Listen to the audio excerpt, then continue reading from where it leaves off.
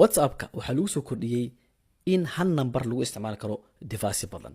taasi waxay sababi doontaa baby ma jeceshaha aan kula isticmaalo WhatsApp-kaaga. taasina dhib badan ayaa ka imaan doona. midda labaad oo la soo kordhiyey waxay tahay inaad online-kaaga aad qarin karto.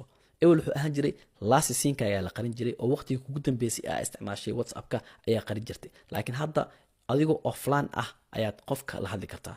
waana ma isticmaalaysa WhatsApp GB, teleefankaaga caadiga ah, WhatsApp-kaaga caadiga ah isticmaalaysaa. mid saddexaad ee la soo kordhiyey waxay tahay haddii qof wax aad u dirtay sawir isla markaasina qofkaas screenshot oo ka qaato, qofkaasi gallery waxa uu gal doono sawir ay ku qoran tahay screenshot blocked. adigana waa idin tusi doonaa. waxaa kale oo la soo kordhiyey qof haddii aad wax u dirto isla markaasina aad ka delete garayso oo aad dhahdo delete for me, aad dhahdo aad iska delete garayso ama gacanta kaaga dhacdo inaad daqiiqado kooban gudood undo aad dhigi kartid oo wixii aad iska delete garaysay dib u heli kartid. intaas oo dhan waa idin tusi doonaa. haddii u baahan tahay isoo raaci ilaa dhamaadka.